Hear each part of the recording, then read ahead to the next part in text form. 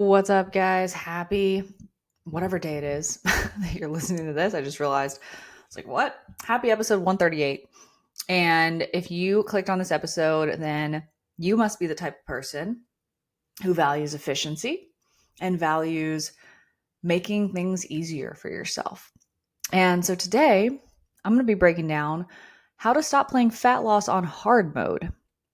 And honestly, just giving this to you in the way that I would if I didn't care about hurting your feelings. Because the beautiful thing about a podcast is that in the recovering people pleaser in me, I don't have to see your facial expressions or your reactions to whatever I say.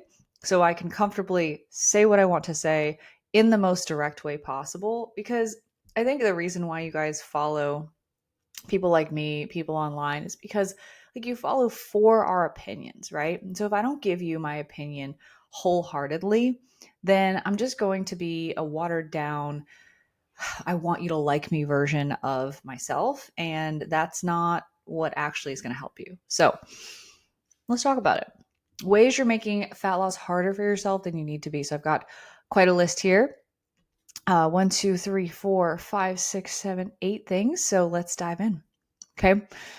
Number one is overstimulation. You're making fat loss harder than you need it to be because your phone constantly blowing up with notifications, the TV's always on. You can't go on a walk or drive or think without listening to music or having a podcast or audiobook on. But you then think to yourself, I don't have bandwidth for my fat loss journey to track my food, to remember to weigh myself. Like, I'm sorry. You are giving away your attention to things that don't serve you. You wouldn't feel completely overwhelmed all the time and like the bucket is overflowing if you had less inputs, right? The reason why it feels like the straw that broke the camel's back to log your food for 5 minutes at the end of the day is either because you, number one, probably have a terrible relationship with the numbers and don't want to see them, but that's a whole other podcast that we've covered already. It's because you already have an overflowing cup of notifications, people to get back to, things to get back to, and you can shut those things off. It is your choice. I literally force my team to turn their work notifications off. I try to have them not have work apps on their phone as much as possible. I haven't been able to convince everyone, but I've gotten people farther than they would have gotten on their own.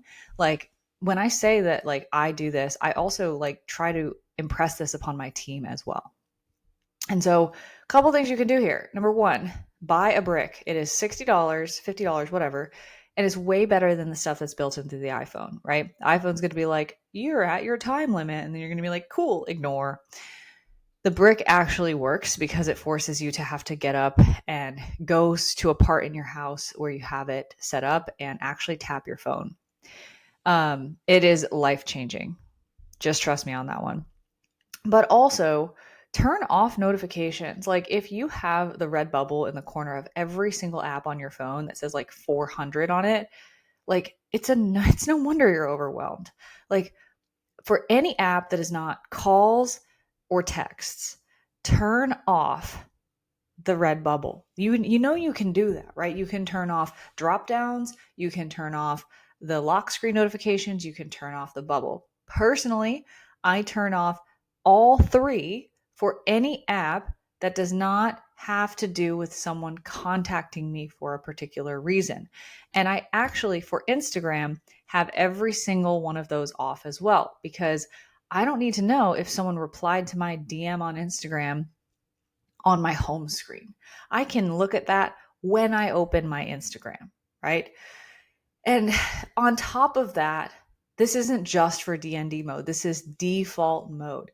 So what you should see are apps without red circles on them, so you're not constantly feeling behind, and then being able to then put your phone on DND and see even less. Okay? Like when your phone is truly on DND, the red bubbles go away even on messages and calls until you open those apps or you take your phone off of DND. And then on DND, don't make a DND setting where everyone and their mother can still override it. That defeats the purpose. DND means people cannot contact you.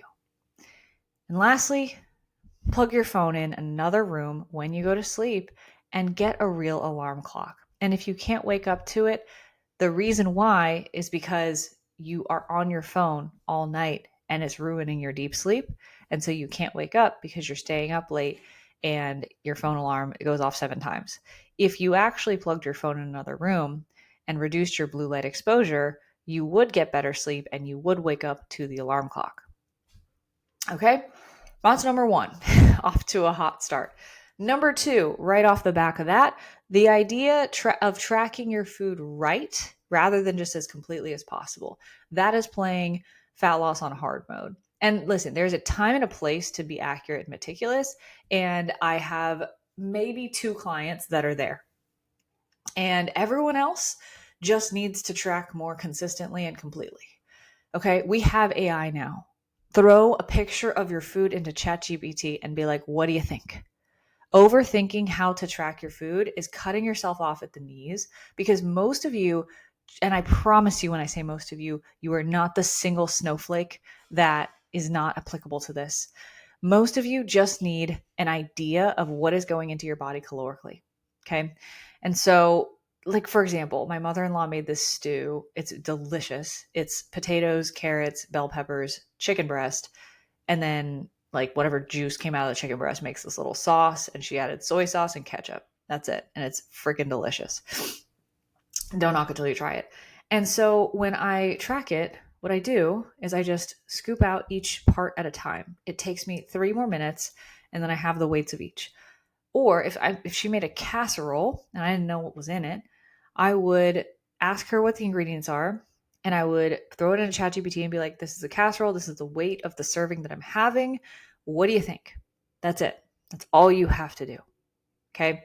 And if you can do that regularly over weeks and months, then you can have really good data on what your calories are and therefore what you should do with them for fat loss.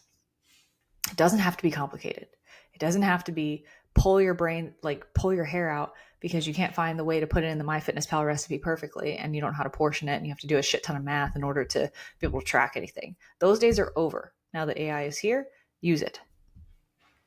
Okay. Number 3, a walking pad.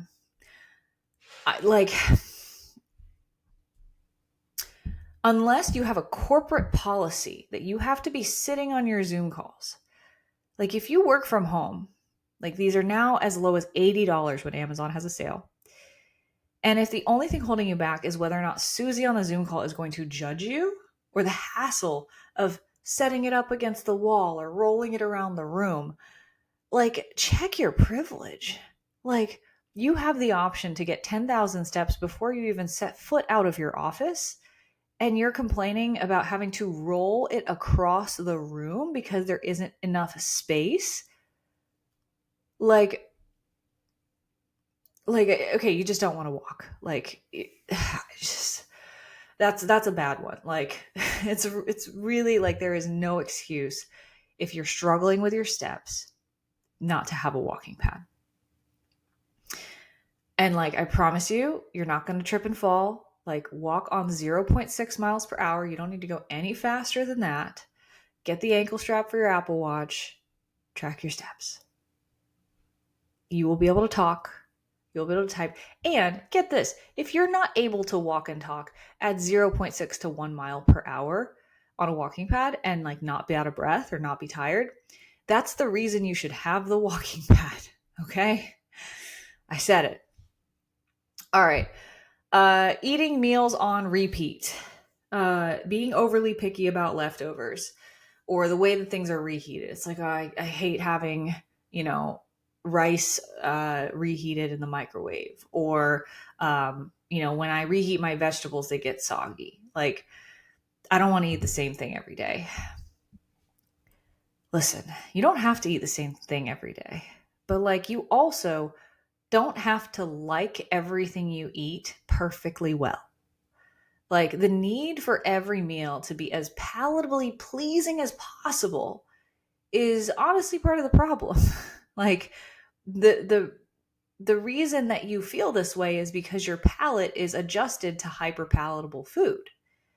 And when you consistently eat more boring food, there's actually research that it changes your taste buds, and that the more boring your food is on average, the more successful you can be with your diet long term, because your brain's not constantly seeking dopamine from food.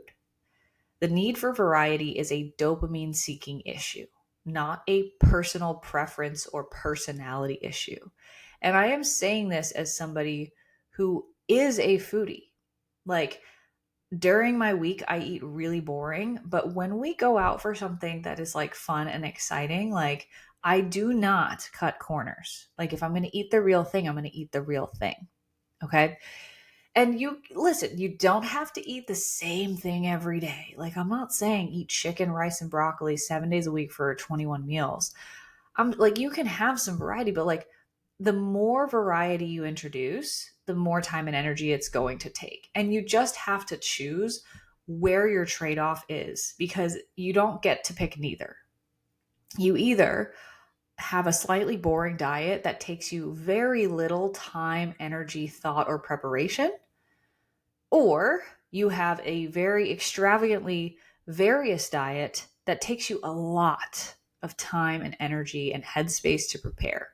It's up to you, but it's really hard to constantly have to be deciding what to eat when you already have enough on your plate. Sometimes just accepting that, like, putting some meals on autopilot, like a good breakfast and lunch that you can just repeat, or a couple options you could just repeat, just makes your life easier. Like, you have way higher stake things to be worried about than what to eat for lunch, right? So, and then, like, here's easy ways you can make this 20 times easier. Reheating rice, wet a paper towel, put it on top of the rice, and then microwave it. It is almost as good as fresh, and it's not that weird, hard, crunchy reheat. Boom, there you go. You can also do this for chicken because it gets dry if it's chicken breast. Have backups for when you don't feel like cooking or when you return from travel. Get the Costco rotisserie chicken or pre-made chicken, steam fresh frozen vegetables, and some instant rice. And keep the frozen vegetables and the rice in your pantry and freezer at all times. And then just like get the chicken whenever you come back from whatever. And then you always have a meal that you can rely on instead of getting carry out. And when you do things in a way where you can copy and paste at least 1 to 2 meals a day, like, you just get to stop thinking about food. Like, wouldn't that be amazing? Okay. Number five. Following way too many unrealistic influencers. You're playing fat loss on hard mode because, like, are you really looking for inspiration, or are you just wishing for a life that you'll never have? Like, if you're following a 22-year-old day of eating, day in the life, and like, you're like, oh my gosh, why does she have it so easy? Like, if you're a mom of 3 who's 43 years old and has a full-time job and these kids and a dog, like, is that really helping you? Is that really just giving you meal inspiration? Or is it a form of escapism that's taking away from the time, energy, and headspace that you could be putting towards your reality? Just a thought. Okay. Next one is second guessing everything that you do and constantly looking for the shiny object. This is a really tough one, especially people who like love to use ChatGPT as their therapist. And that's a problem because AI is meant to agree with you. So that's talk about being in your own echo chamber. Okay. On that note, so if you are especially if you have a coach or a plan, like, there is one thing to, like, say, be really dissatisfied with a coaching program because a coach is unresponsive, or lacks detail, or just doesn't care about you, and just like, you got into the program, you just got tossed aside. No time, no attention, no energy. Unfortunately, I hear those stories all the time. So I will say, like, outside of that situation where, like, you might be looking to jump ship because it's actually that bad, like, please do that. Like, people need to do that. And like, there are so many women that have come to us from that situation, and like it's night and day, and it's so sad what they've had to spend money on and feel burned by. But if you have a plan that you have not even tried to execute, and you constantly spend time wondering what the holes in the approach are, or if something else could be better, or what about this, or what about that, or what do you think I should start taking this supplement, or do you think I should start doing this, or like should we start paying attention to like my glucose response or whatever. It's like you're just being susceptible to every marketing claim that you lay your eyes on, and like to no fault of yours to like have that grab your attention, because marketing nowadays is really strong. It'll grab on your pain points and vulnerabilities and insecurities. But it's like if you can't catch that after like a minute or two and be like, I need to move on and focus what I need to focus on, and you dwell on it and you spend days, weeks, months thinking about, well, what if I do that instead? When in the meantime, you're taking zero action. You're not following through on the thing that you need to follow through on. Like that is energy, time, and space that could otherwise be used on yourself. Okay. And at the end of the day, like if you're going to say that something didn't work, you have to have really put in the work and executed it and saw that it didn't work to know that it didn't work. Okay. And that's actually the fastest way to move on to the next thing that might work for you, is by giving it your all. So like, even if you're like, your coach is like mediocre, like just give your freaking all for the rest of that contract if you're locked in, right? And then if you give your all and like it still didn't work, then like be upset at the coach. But like if you didn't put in at least 80% execution, or ask for help when you struggled with that execution, like, yeah, you got to take some responsibility. Okay, this one you guys probably will like more. Taking on the emotions of others preemptively. And I'm not even going to talk about just doing it like when they have those emotions, but like when before people have emotions. Like, for example, not going to the gym because you're not sure if your husband will want to. So you don't bring it up because you don't want to introduce discomfort. Or not buying or cooking something because you're unsure if they will like or eat it. If you're a mom and you have kids, like I get that kids are picky eaters, and I actually probably don't get it because I don't have kids. But what I will say is like from a young age, you can set the precedent of like, if you don't like what I cook, like then you're not going to eat. And like the households that do that, the kids eat the food that's in front of them. Okay. Remember who's in charge. But especially like, okay, take the kids conversation out of it. It's like your husband. If you don't buy or cook something because you're unsure if he will like it or eat it, you are not his wife, you are his mother now, right? And you are acting as somebody who, like, what? Is he going to throw a tantrum? Is he going to have a meltdown? He is a fully functioning adult, right? And so if he doesn't like what you made, he doesn't have to eat it. He can go get McDonald's if he wants. Like I personally have done that a number of times where it's like, I'm going to have what I'm going to have for dinner, and you can have it with me, or you can make your own thing, right? And I even will make them a portion, right? And like if Aaron doesn't want to eat it, it's like, okay, he's going to go get Chick-fil-A, and that's fine. And we actually do that a lot. It's like I'll be eating from home and he'll have picked up Chick-fil-A. He'll pick up, the Mexican spot across the street. Not investing in yourself unless you're certain he will be supportive, but you don't even have the conversation to even bring up the topic to know. It's just your fears and projections that he might not be supportive. Okay.